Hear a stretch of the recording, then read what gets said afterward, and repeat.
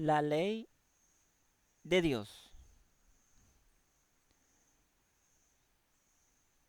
eterna, perfecta e inmutable, engrandecida y magnificada en el testimonio eterno del Señor Jesucristo, carácter perfecto del Espíritu de Dios. Capítulo 16. Dios escoge un libertador de su pueblo Israel, esclavo en Egipto. Moisés y las plagas, juicio de Dios por transgredir su santa, eterna y bendita ley. Dice la palabra de Dios. Estos son los nombres de los hijos de Israel que entraron en Egipto con Jacob. Cada uno entró con su familia: Rubén, Simeón, Leví, Judá, Isaacar, Zabulón, Benjamín, Dan, Neftalí, Gad y Aser. Todas las personas que le nacieron a Jacob fueron 70. Y José estaba en Egipto. Y murió José y todos sus hermanos y toda aquella generación. Y los hijos de Israel fructificaron y se multiplicaron, y fueron aumentados y fortalecidos en extremo, y se llenó de ellos toda la tierra. Entre tanto se levantó sobre Egipto un nuevo rey que no conocía a José, y dijo a su pueblo: He aquí el pueblo de los hijos de Israel es mayor y más fuerte que nosotros. Ahora pues seamos sabios para con él, para que no se multiplique y acontezca que viniendo guerra, él también se una a nuestros enemigos y pelee contra nosotros, y se vaya de la tierra. Entonces pusieron sobre ellos comisarios de tributos, que los molestasen con sus cargas, y edificaron para Faraón las ciudades de almacenaje: Pitón, Rama, Set. Pero cuando más los oprimían, tanto más se multiplicaban y crecían. De manera que los egipcios temían a los hijos de Israel. Y los egipcios hicieron servir a los hijos de Israel con dureza, y amargaron su vida con dureza servidumbre, en hacer barros y ladrillos, en toda labor del campo y en todo su servicio, al cual los obligaban con rigor. Aconteció que después de muchos días murió el rey de Egipto, y los hijos de Israel gemían a causa de la servidumbre, y clamaron, y subió a Dios el clamor de ellos con motivo de su servidumbre. Y oyó Dios el gemido de ellos, se acordó de su pacto con Abraham, Isaac y Jacob. Y miró Dios a los hijos de Israel, y lo reconoció Dios. Apacentando Moisés las ovejas de Jetro, su suegro, sacerdote de Madián, llevó las ovejas a través del desierto. Y llegó hasta Horeb, monte de Dios, y se le apareció el ángel de Jehová en una llama de fuego en medio de una zarza. Y él miró y vio que la zarza ardía en fuego, y la zarza no se consumía. Entonces Moisés dijo: Iré yo ahora y veré esta grande visión, ¿por qué causa la zarza no se quema? Viendo Jehová que él iba a ver, lo llamó Dios desde en medio de la zarza y dijo: Moisés, Moisés. Y él respondió: heme aquí. Y dijo: no te acerques, quita tu calzado de tus pies, porque el lugar en que tú estás, tierra santa es. Y dijo: yo soy el Dios de tu padre, Dios de Abraham, Dios de Isaac y Dios de Jacob. Entonces Moisés cubrió su rostro, porque tuvo miedo de mirar a Dios. Dijo luego Jehová: bien he visto la aflicción de mi pueblo, que está en Egipto. He oído su clamor a causa de sus exactores, pues he conocido sus angustias, y he descendido para librarlos de manos de los egipcios, y sacarlos de aquella tierra a una tierra buena, ancha, a tierra que fluye leche y miel, a los lugares del cananeo, del eteo, del amorreo, del fereceo, del heveo, del jubeseo. El clamor pues de los hijos de Israel ha venido delante de mí, y también he visto la opresión con que los egipcios los oprimen. Ven por tanto ahora, y te enviaré a Faraón para que saques de Egipto a mi pueblo, los hijos de Israel. Y él dijo: ay, Señor, envía, te ruego, por medio del que debes enviar. Entonces Jehová se enojó contra Moisés y dijo: ¿no conozco yo a tu hermano Aarón, levita, que él habla bien? Y he aquí que él saldrá a recibirte, y al verte se alegrará en su corazón. Tú hablarás a él y pondrás en su boca las palabras, y yo estaré con tu boca y con la suya, y os enseñaré lo que hayáis de hacer. Y él hablará por ti al pueblo. Él te será a ti en lugar de boca, y tú serás para él en lugar de Dios. Y tomarás en tu mano esta vara, con la cual harás las señales. Así fue Moisés, y volviendo a su suegro Jetro le dijo: iré ahora, volveré a mis hermanos que están en Egipto, para ver si aún viven. Jetro dijo a Moisés: ve en paz. Dijo también Jehová a Moisés en Madián: ve, vuélvete a Egipto, porque han muerto todos los que procuraban tu muerte. Entonces Moisés tomó su mujer y sus hijos, y los puso sobre un asno, y volvió a tierra de Egipto. Tomó también Moisés la vara de Dios en su mano, y dijo Jehová a Moisés: cuando hayas vuelto a Egipto, mira que hagas delante de Faraón todas las maravillas que he puesto en tu mano. Pero yo endureceré su corazón, de mano que no dejará ir al pueblo. Y dirás a Faraón: Jehová ha dicho así: Israel es mi hijo, mi primogénito. Después Moisés y Aarón entraron a la presencia de Faraón y le dijeron: Jehová, el Dios de Israel, dice así: deja ir a mi pueblo a celebrarme fiestas en el desierto. Faraón respondió: ¿quién es Jehová para que yo oiga su voz y deje ir a Israel? Yo no conozco a Jehová, ni tampoco dejaré ir a Israel. Y ellos dijeron: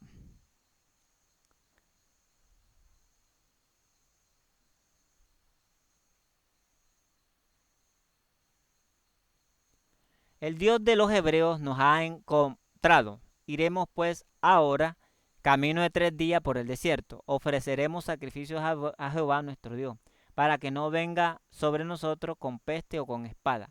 Entonces el rey de Egipto le dijo: Moisés y Aarón, ¿por qué hacéis cesar al pueblo de su trabajo? Volvé a vuestras tareas. Dijo también Faraón: he aquí el pueblo de la tierra es ahora mucho, y vosotros le hacéis cesar de sus tareas. Y mandó a Faraón aquel mismo día a los cuadrilleros del pueblo, que lo tenían a su cargo, y a sus capataces, diciendo: de aquí en adelante no daréis paja al pueblo para hacer ladrillo, como hasta ahora. Vayan ellos y recojan por sí mismo la paja. Y les impondréis la misma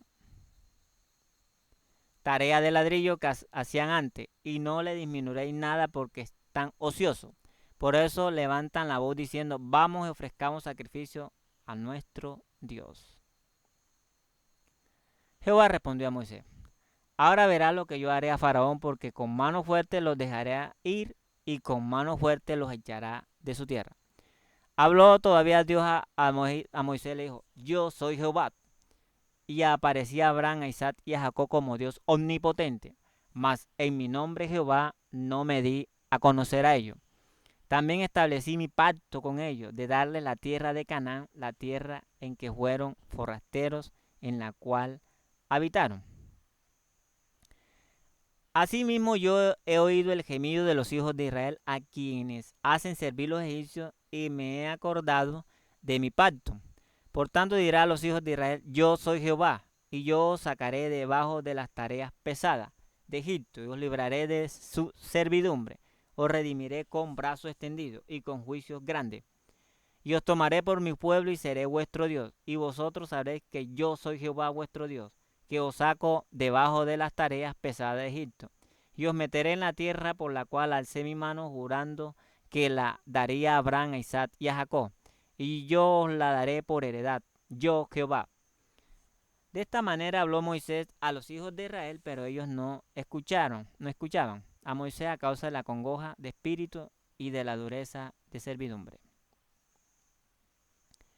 Y habló Jehová a Moisés diciendo: entra, habla al faraón del rey de Egipto, que deje ir de su tierra a los hijos de Israel. Y respondió Moisés delante de Jehová: he aquí los hijos de Israel no me escuchan. ¿Cómo pues me escuchará Faraón siendo yo torpe de labios? Entonces Jehová habló a Moisés, a Aarón le dio un mandamiento para los hijos de Israel, para Faraón rey de Egipto, para que sacasen a los hijos de Israel de la tierra de Egipto. Jehová dijo a Moisés: mira, yo he constituido Dios para Faraón, y tu hermano Aarón será tu profeta. Tú dirás todas las cosas que yo te mande, y Aarón tu hermano hablará a Faraón para que deje ir de tu tierra a los hijos de Israel. Yo endureceré el corazón de Faraón y multiplicaré en la tierra de Egipto mis señales y mis maravillas. Y Faraón no os oirá, mas yo pondré mi mano sobre Egipto, y sacaré a mis ejércitos, mi pueblo, los hijos de Israel de la tierra de Egipto, con grande juicio. Y sabrán los egipcios que yo soy Jehová, cuando extienda mi mano sobre Egipto y saque a los hijos de Israel de en medio de ellos. E hizo Moisés y Aarón como Jehová les mandó, así lo hicieron. Era Moisés de edad de 80 años y Aarón de 83 cuando hablaron a Faraón.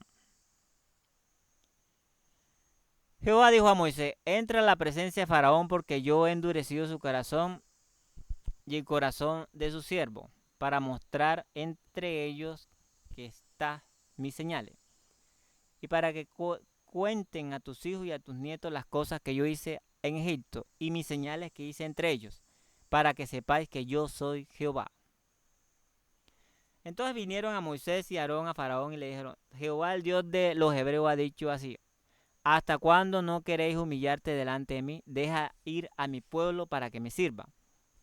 Y si aún no rehusas dejarlo ir, he aquí que mañana yo traeré sobre tu territorio la langosta, la cual cubrirá la faz de la tierra, de modo que no pueda verse la tierra. Y ella comerá lo que escapó, lo que os quedó del granizo. Comeréis asimismo todo árbol que os fructifica en el campo. Llenará tus casas y las casas de todos sus siervos, y las casas de todos los egipcios, cual nunca vieron tus padres, ni tus abuelos, desde que ellos fueron sobre la tierra hasta hoy. Y se volvió y salió delante de Faraón. Entonces los siervos de Faraón le dijeron: ¿hasta cuándo será este hombre un lazo para nosotros? Deja ir a estos hombres para que sirvan a Jehová su Dios. ¿Acaso no sabéis todavía que Egipto está ya destruida? Y Moisés: ¿acaso no sabéis todavía que Egipto está ya destruido? Y Moisés y Aarón volvieron a ser llamados ante Faraón, el cual les dijo: andad, servid a Jehová vuestro Dios. ¿Quiénes son los que han de ir? Moisés respondió: hemos de ir con nuestros niños, con nuestros viejos, con nuestros hijos y con nuestras hijas, con nuestras ovejas, con nuestras vacas, hemos de ir, porque es nuestra fiesta solemne para Jehová. Y él le dijo: así sea Jehová con vosotros, como os voy a dejar ir a vosotros y a vuestros niños. Mirad cómo el mal está delante de vuestro rostro. No será así. Y ahora vosotros los varones y servir a Jehová, pues esto es lo que vosotros pedisteis. Y lo echaron de la presencia de Faraón. Entonces Jehová dijo a Moisés: extiende tu mano sobre la tierra de Egipto, para traer la langosta, a fin de que suba sobre el país de Egipto y consuma todo lo que el granizo dejó. Y extendió Moisés su vara sobre la tierra de Egipto, y Jehová trajo un viento oriental sobre el país, y todo aquel día y toda aquella noche, y al venir la mañana el viento oriental trajo la langosta. Subió la langosta sobre toda la tierra de Egipto y se asentó en todo el país de Egipto. Es tan gran cantidad como no la hubo antes ni la habrá después. Cubrió la faz de todo el país y oscureció la tierra y consumió toda la hierba de la tierra y todo el fruto de los árboles que había dejado el granizo. No quedó cosa verde en árboles ni en hierba del campo, toda la tierra de Egipto. Entonces Faraón se apresuró a llamar a Moisés y Aarón dijo: he pecado contra Jehová. vuestro Dios y contra vosotros. Mas ruego ahora que perdonéis mi pecado solamente esta vez y que oréis a Jehová vuestro Dios que quite de mí al menos esta plaga mortal. Y salió Moisés delante de Faraón y oró a Jehová. Entonces Jehová trajo un fortísimo viento occidental, quitó las langostas y las arrojó en el mar rojo. Ni una langosta quedó en todo el país de Egipto. Pero Jehová endureció el corazón de Faraón y éste no dejó ir a los hijos de Israel. Jehová dijo a Moisés: extiende tu mano hacia el cielo para que haya tinieblas sobre la tierra de Egipto, tanto que cualquiera las palpe. Y extendió Moisés su mano hacia el cielo y hubo densas tinieblas sobre toda la tierra de Egipto por 3 días. Ninguno vio a su prójimo ni nadie se levantó de su lugar en 3 días. Mas todos los hijos de Israel tenían luz en sus habitaciones. Entonces Faraón hizo llamar a Moisés y dijo: id, servir a Jehová, solamente quédense vuestras ovejas, vuestras vacas, vayan también vuestros niños con vosotros. Y Moisés respondió: tú también nos darás sacrificio de holocausto que sacrifiquemos para Jehová nuestro Dios. Nuestros ganados irán también con nosotros, no quedará ni una pezuña, porque de ellos hemos de tomar para servir a Jehová nuestro Dios. Y no sabemos con qué hemos de servir a Jehová hasta que lleguemos allá. Pero Jehová endureció el corazón de Faraón y no quiso dejarlos ir. Y le dijo Faraón: retírate de mí, guárdate que no vea más mi rostro, porque en cualquier día que vieres mi rostro morirás. Moisés respondió: bien has dicho, no veré más tu rostro. Palabra de Dios se encuentra en el libro sagrado. Éxodo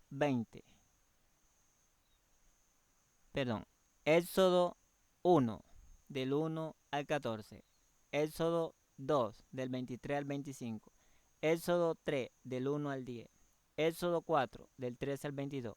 Éxodo 5, del 1 al 18. Éxodo 6, del 1 al 13. Éxodo 7, del 1 al 7. Éxodo 10, del 1 al 29. Palabra de Dios. Durante su esclavitud, los israelitas habían perdido hasta cierto punto el conocimiento de la ley de Dios y se habían apartado de sus preceptos. El sábado había sido despreciado por la generalidad y las exigencias de los comisarios de tributo. Habían hecho imposible su observancia. Pero Moisés había mostrado a su pueblo que la obediencia a Dios era la primera condición para su liberación. Y los esfuerzos hechos para restaurar la observancia del sábado habían llegado a los oídos de sus opresores. El rey, lleno de ira, sospechaba que los israelitas tenían el propósito de rebelarse contra su servicio. El descontento era el resultado de la ociosidad. Trataría de que no tuvieran tiempo para dedicar a proyectos peligrosos. Inmediatamente dictó medidas para hacer más severo su trabajo y aplastar el espíritu de independencia. El mismo día ordenó hacer aún más cruel y opresiva su labor. Con amargura de alma Moisés clamó a Dios: Señor, ¿por qué afliges a este pueblo? ¿Para qué me enviaste? Porque desde que yo fui al faraón para hablarte en tu nombre, ha afligido este pueblo, y tú no has librado tu pueblo. Jehová respondió a Moisés: ahora verás lo que yo haré al faraón, porque con mano fuerte los dejará ir y con mano fuerte los echará de su tierra. Otra vez le recordó el pacto hecho con sus padres y le aseguró que sería cumplido. Durante todos los años de servidumbre pasados en Egipto, existía entre los israelitas algunos que se habían mantenido fieles a la adoración de Jehová. Estos se preocupaban profundamente cuando veían a sus hijos presenciar diariamente las abominaciones de los paganos y aún postrarse ante sus dioses falsos. En su dolor clamaban al Señor pidiéndole liberación del yugo egipcio para poder librarse de su influencia corruptora de la idolatría. No ocultaban su fe, sino que declaraban a los egipcios que el objeto de su adoración era el creador del cielo y de la tierra, el único Dios verdadero y viviente, y repasaban las evidencias de su existencia y poder, desde la creación hasta los días de Jacob.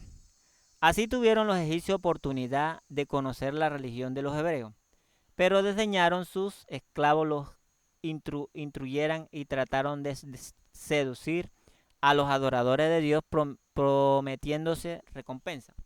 Y al fracasar esto empleaban la amenaza y crueldades.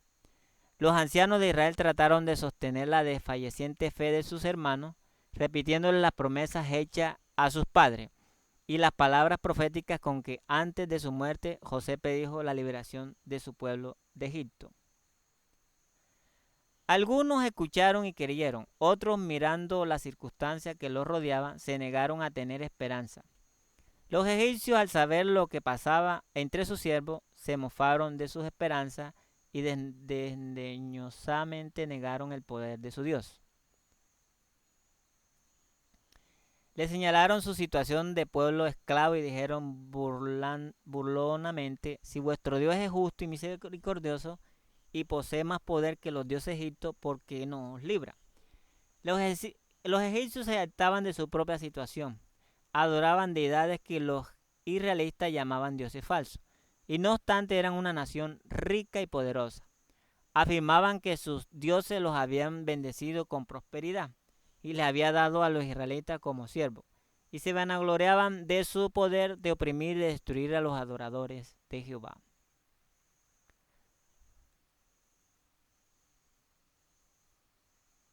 El mismo faraón mismo se jactó de que el Dios de los hebreos no podía librarlos de su mano. Estas palabras destruyeron la esperanza de muchos israelitas. Le parecía que su caso era como lo presentaban los egipcios. Es verdad que eran esclavos y habían de sufrir todo lo que sus crueles comisarios quisieran imponerles. Sus hijos habían sido apresados y muertos, y la vida misma les era una carga. No obstante, adoraban al Dios del cielo. Si Jehová estuviese sobre todos los otros dioses, ciertamente no permitiría que fueran siervos de los idólatras. Pero los que eran fieles comprendieron que por haberse Israel apartado de Dios y por su inclinación a casarse con idólatras y dejarse llevar a la idolatría, el Señor había permitido que llegaran a ser esclavos, y confiadamente aseguraron a sus hermanos que Dios pronto rompería el yugo del opresor.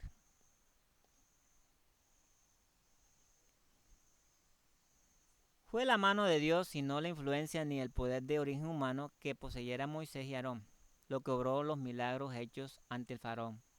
Aquellas señales y maravillas tenían el propósito de convencer al faraón de que el gran yo soy había enviado a Moisés